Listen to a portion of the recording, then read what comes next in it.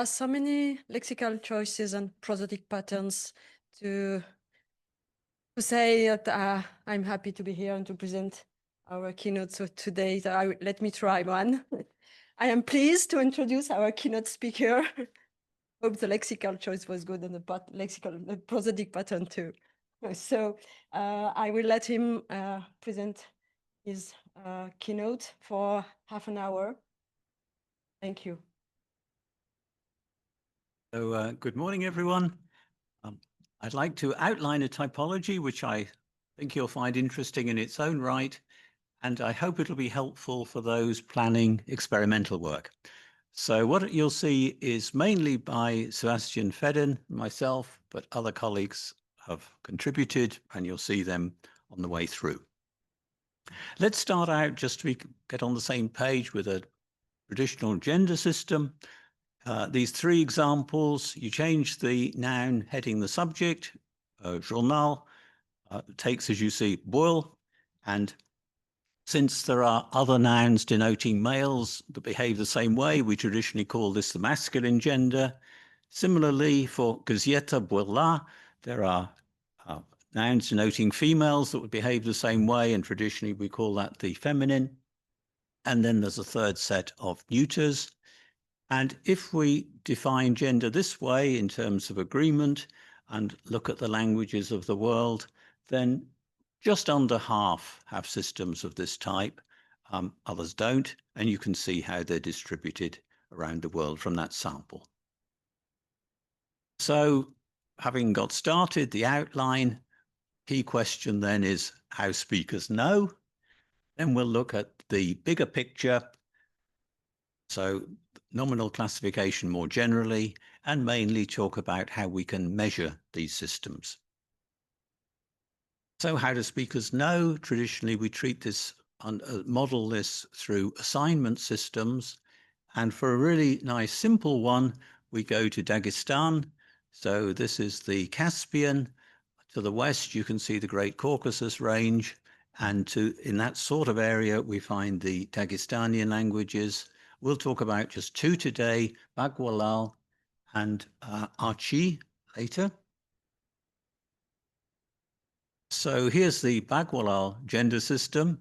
It looks rather like Russian, except that it takes prefixes for these three classes, but the assignment is rather simpler. That's to say, all males are masculine, all females feminine, everything else is neuter. So whatever the phonology, you can be quite sure that the Bagwalal word for an elephant or for a refrigerator will be neuter. So if we think of nouns in terms of a Saussurean sign, let's say, in order to get the right gender for a Bagwalal noun, all that's needed is its lexical semantics. From that, the gender follows absolutely automatically. Compare that with Mian, that's a language spoken right in the center of Papua New Guinea. Here the systems are just a little more complex. We have four possibilities. I've given you the articles there. So males are masculine, females feminine. Other animates can be one or the other. For example, a cassowary is feminine. And then the inanimates, they're split into two genders. Most go one way, but certain subclasses go another.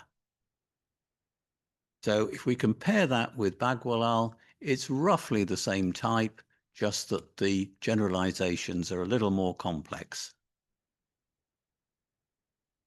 Compare that now to a traditional Indo-European type system. So in Russian, again, males masculine, females feminine, but the remainder is spread over those three genders. So we get non-human, non-sex differentiables in all three of the genders. And here are some nice triplets.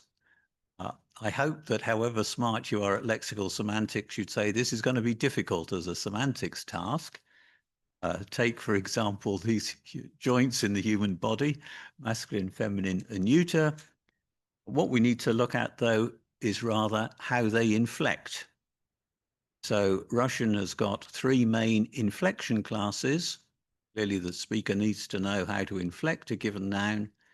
But once you have that information, then the ones that inflect this way are masculine. The ones that inflect one of those two ways are feminine, and the ones that inflect this way are neuter. So you see, we have the same rules as before for the sex differentiables, and for the others, we have a complementary set of rules according to how the nouns inflect. So this, we say, is a system that requires both semantic and formal information. What about the instances where the two conflict? So dziadzia is uncle, so according to its meaning, it should be masculine. According to the way it inflects, it ought to be feminine, and it's the masculine that wins out. This noun is masculine. So there's an imbalance here.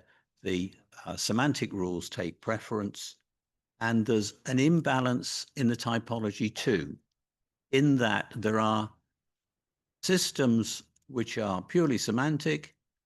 There are systems like Russian and German where you have semantic rules plus formal rules, but there are none of the third logically possible type where you need only formal rules. That we don't find, and you saw the mismatch in the assignment of particular nouns too. And the distribution of those two types of system, those where the semantics does it, roughly does it, and those where you need complementary formal rules, they're roughly balanced in my sample, and you can see the distribution across the world. So fine, those are gender systems, which may be more or less familiar. How does this fit in the bigger picture of noun classification? So let me give you a very different picture first to, as it were, extend our scope. This is Parmese, an Austronesian language. You can see where it is on the map there. And if we keep the same noun constant, we can use different possessive classifiers which indicate the relation between the possessor and the possessed. So this coconut, mine, if I plan to eat it, we use one classifier, the R. If I'm intending to drink the milk, then we use a different classifier. So this is dynamic. It's according to the intended use. There are various types of classifier. I won't go through them all. We haven't time for that. And they're very different in nature. In fact, you could just say that what they share is that people have called them classifiers at different times. And there has been a tendency to say, right, we've got gender at the one end and classifiers at the other. That is an accident of the way these languages were discovered. And I want to suggest that's something of a mistake, particularly because we're finding more and more languages which would be right between the two. So here you see Nyangi-Shemari. This is a language of the Daly area of Northern Australia. And if you just saw example 23, you'd say, oh yeah, looks like a gender sort of system. You have an agreement marker on the adjective there. On the other hand, if you look at example 25, you see this noun-like element, kurum, a nominal classifier, can stand before the head noun, optionally, can stand before the modifier. That looks like a very different sort of system. However, within this one language, the two sorts of realization occur in one system.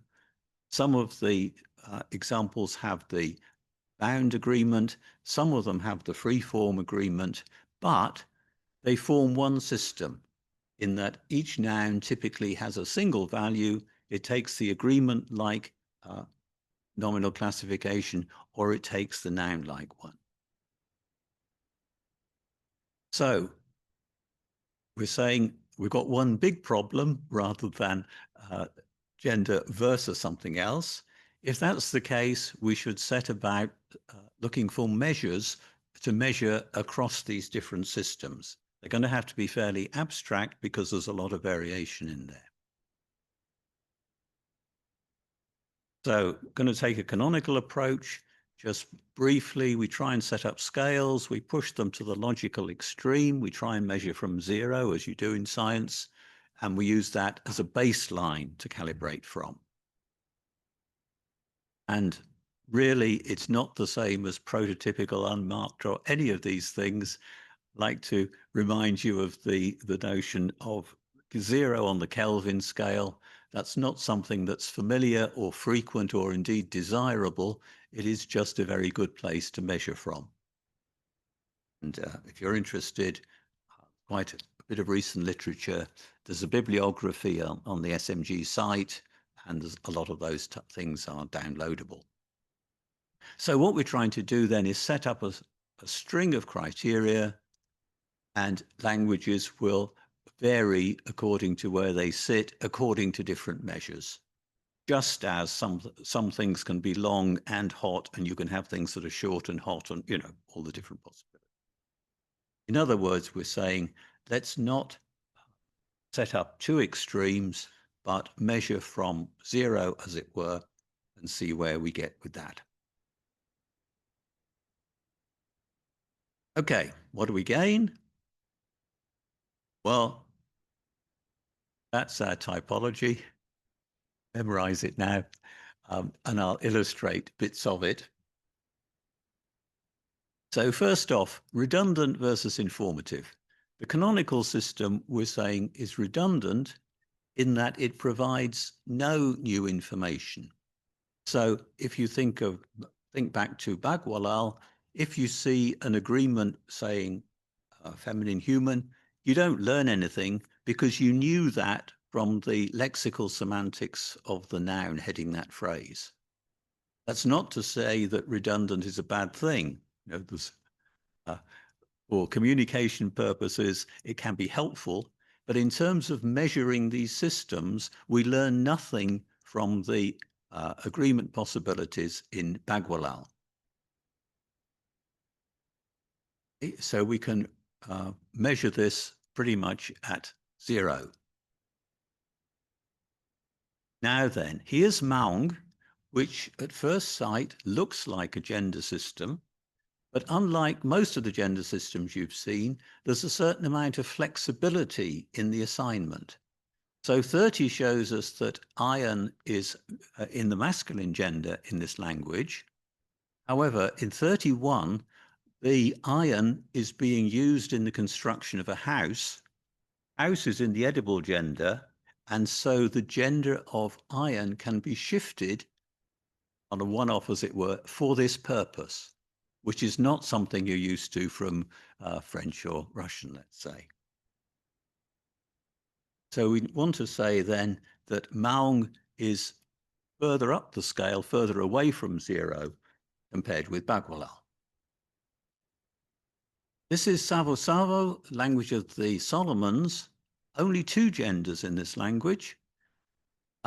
Most end up being masculine. However, for diminutive or effective use, you can switch a masculine into the feminine. But it only goes that way. There's no reason, no motivation for switching feminines to masculines. Okay? So it's not like French, but it's not quite as far from the canonical ideal as we saw with Maung. And then at the far end, we have languages like Parmese that you saw a minute ago, where you switch the classification according to the intended relation to the referent. So this is a long way away from our canonical ideal of rigid, unchanging classification. So we've got a sort of a scale for the languages we've looked at. Of course, there's work to be done to put some numbers in there, but you can see that languages do vary according to this scale. Fixed or variable. In a canonical system, once you have the value for a particular noun, that's it, that won't change. In some languages, perhaps familiar to you, it can change according to the syntactic environment. So here's an example from German. So Mädchen is a famous case, a girl. In the noun phrase, ein langes junges Mädchen, it's neuter. As we carry on through the example, we get s, or the pronoun, and further on we get sie. So this noun can take a feminine agreement of personal pronouns, but neuter elsewhere. So it doesn't have a consistent gender in the way that other examples we've looked at have. And there are quite a lot of nouns like that in German and similarly in Russian. So on this scale, Bagwalal, where that doesn't happen, would be canonical, and these would be less so. And you can see how we can start putting numbers to this according to the proportion of the lexicon which can be involved, and more than I would have expected in both German and Russian. So we're doing well. We've done 2 of our criteria. Now the orthogonal one, the idea is that the larger the proportion of the whole system that's involved, the more canonical the system. Let me show you what that looks like. Here is an example from Archi, another Dagestanian language spoken up in the highlands of Dagestan, ergative type syntax, and we start from the head noun hele, guest. Now notice then that we have a phrase here, my having left guests. The my agrees, the participle agrees with this but marker. This is the absolutive argument which controls agreement on the verb, that they were forgotten with the b. The experiencer who forgot them is me, so I'm in the dative as the experiencer, but the dative first person singular pronoun agrees with the absolutive argument guest. And just in case you're not impressed yet, the adverb ditabu also agrees with these guests. Now, of course, this is a nice example, but the general point is that there are 8 parts of speech in Archi which agree in gender with the head noun. So that's pretty good. However, there's a sting in the tail here. Having said that verbs and adverbs and so on agree, that's true in principle, but if we define our parts of speech in syntactic terms, not all members of those classes follow the agreement rule, if you like. So you've seen a verb agreeing, but in fact, only 32% of the verbs in Archi actually agree. So less canonical, we would have to try to put numbers on that. In comparison, here's Northumbrian, which is rather like Parmese in many respects. And in this language, just one part of speech is involved. Only the possessive pronouns mark the nominal classification system. So this is much less impressive than Archi. And we can put some numbers on it here, 1 part of speech versus 8, but we'd need a subtle account, of course. And finally, then, in this set, in the canonical system, marking the nominal classification is obligatory, and less canonically, it's optional. So here's a very famous Russian start to a very famous novel. Remember that all happy families are similar to each other. If you say, well, there's an awful lot of agreement, let's leave some out. If we say kasht instead of kashdaya, that's just absolutely ungrammatical and unacceptable. Similarly here, if we leave out the gender agreement on this adjective, it's a complete car crash of an example. So my point is that these agreements in Russian are absolutely essential. That's canonical in that respect. When we turn back to Nyangi Shemeri, remember this example, the agreement is not absolutely required. Now, I'm not suggesting it's a free choice, flip a coin. There's more to be done on what are the conditions on that. But the basic point is that in Russian, without exception, you must have the gender agreement. In Yangi Shimmery, that's not the case. So it is much less canonical. And there's a more traditional classifier system to fill out the sale. So there was probably a lot to take in. The basic point is we were using different measures, applying them in the same way to different languages within this particular space.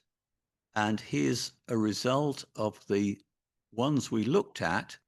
And the simple point is that a language can be very canonical, less canonical in one respect, and completely canonical in another.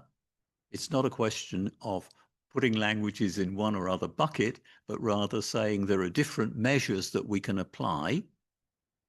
Or we can say, let's have a sort of overall picture of one language. And if we take that for Bagwalal, then Bagwalal comes very close to canonical in all the respects that we measured. So we've been measuring separately. There's no suggestion when we measure of what the diachrony would be. However, in this case, it does appear that from the examples we have, languages tend to move their systems more towards the canonical. And I'll give you one nice example of that from the languages, again, of Oceania. This was a project involving lots of people. Thanks to them. And once again, then, these traditional classifier systems, like in Vatlongos, where we have water when he's going to drink it, or sorry, he did drink it, so that will be drinkable, the possessive pronoun. On the other hand, if he washed with it, that a different classifier, different relation to the water. What's going on in one of these languages is that we're finding that water takes the drinkable classifier, whatever you do with it. Now, this is not what you expect in a language of that area, but think of it, this is very like French, isn't it? French "o" is going to be feminine. That's just a fact about that noun. And this is the direction in which Northumbrian is moving, which seems very surprising. So we had an experimental toolkit of 6 types of experiment.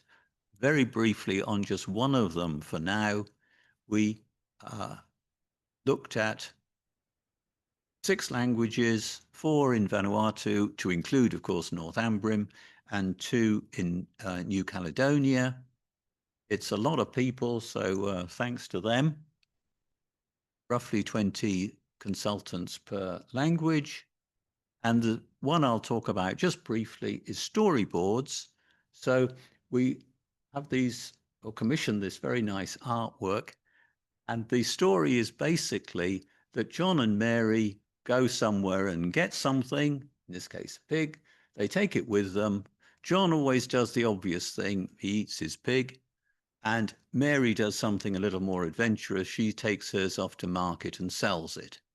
And what we're interested in is what happens with the possessive. Is the hers going to stay constant throughout this story about the poor pig, or is it going to change when she takes it to market? And we've got 8 stories, all of that structure, but with different nouns. And so you can see this is a compromise. This isn't quite naturalistic, of course, that people are being set up with this story. On the other hand, and it gets us what we want.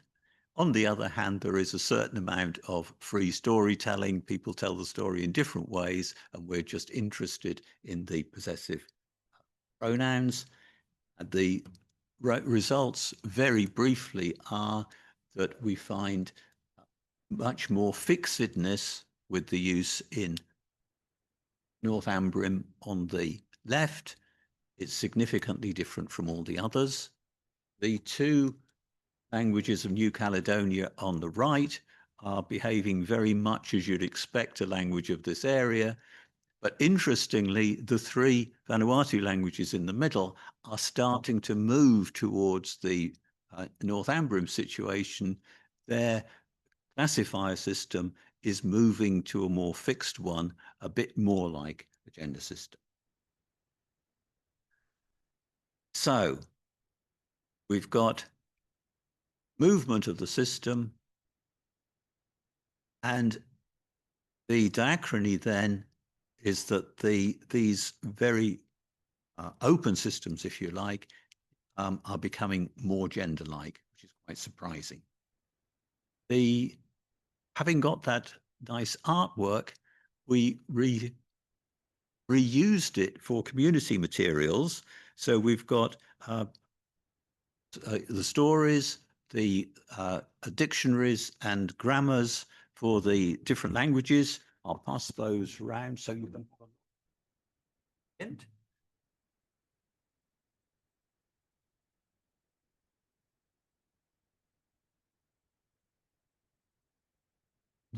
So we've reused it, and it's gone. Books have gone down extremely well. Just to finish off then, at the end of an academic presentation, I think we should ask, so what? And we can say that obviously there's a lot more to learn about nominal classification. And the good news is that the sort of psycholinguistic techniques that used to be combined to an expensive laboratory in Nijmegen are now much more generally available, usable. We're using geography as a proxy for history, seeing how change moves along the ground, if you like, with a surprising direction of travel. We've shown you an inclusive typology, and the key point is that we're able to measure the different languages using exactly the same measures across the languages. For example, using pictures, which are the same for all our consultants. Thank you for your attention.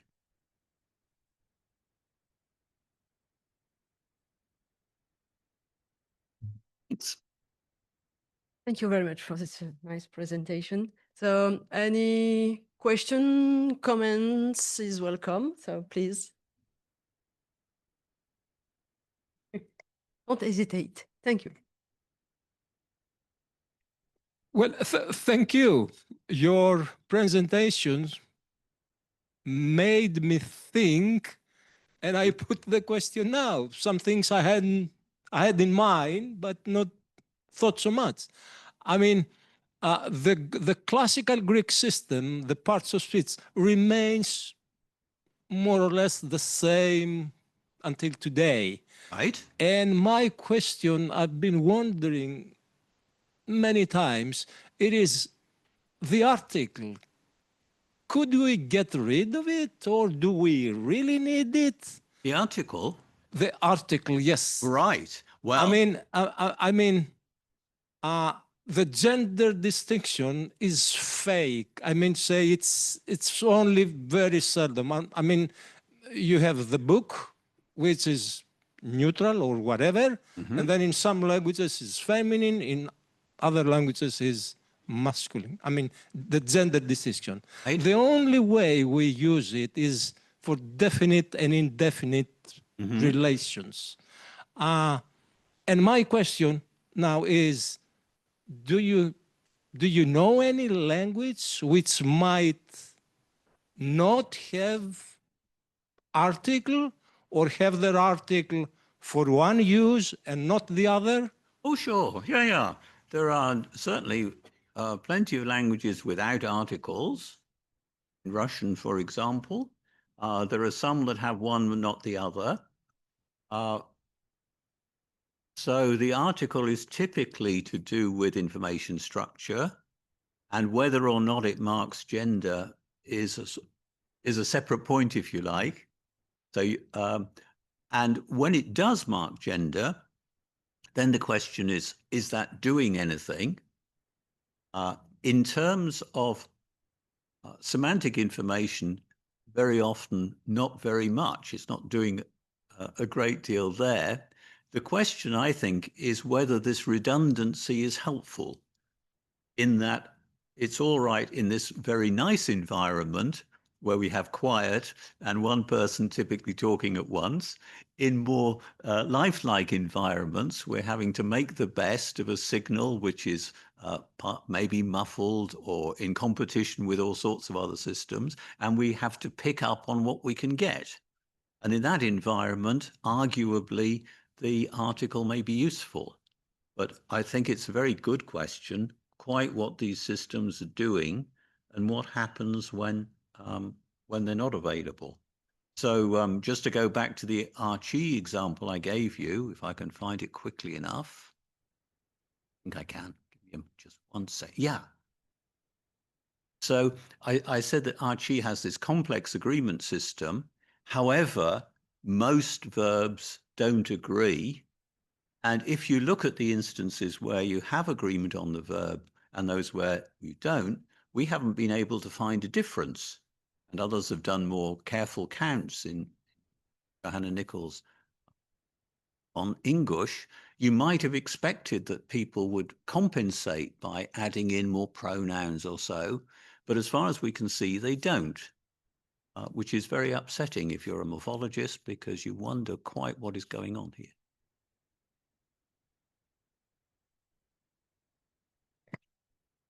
May I ask the next presentation to be ready? And while, in the meantime, we continue the questions. Thanks very much. I was wondering whether you could say something about the expression of the various, the positions of the various classifiers. So I think the classifiers that go with numerals seem to always be attached to the numeral. Yeah. And is there any generalization like that for the other types of classifiers? Do they also tend to combine with certain elements rather than with other elements? Right. Thank you. That's a brilliant question.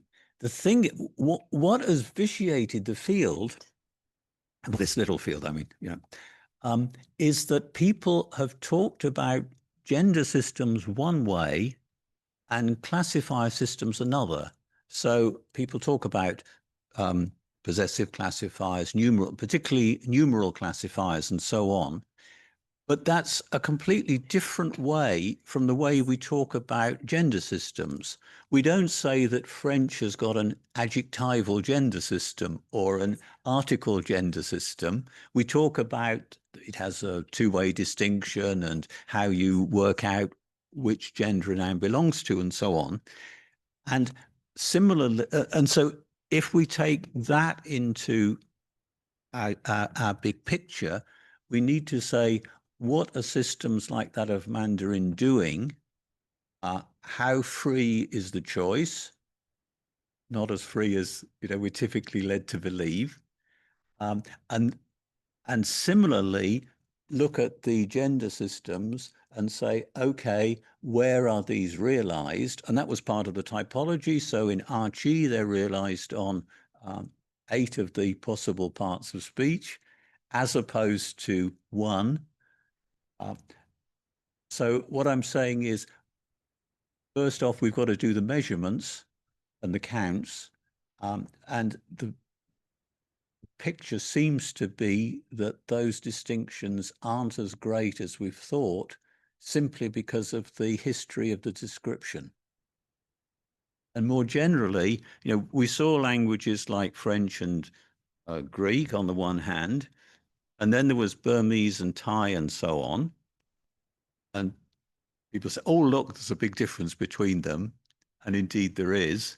And then as other languages came along, we tended to push them one way or the other. This is rather like French, Greek, whatever, not quite, but quite like it. And these are rather like Burmese, Thai, And then eventually, with Frank Seifert's thesis, with the Yangi Shemery and so on, we had to say, oh, come on. There are things that are really in the middle. And now we've got to start thinking big picture and not 2 buckets. Move on. We thank our keynote speakers for his very interesting presentation.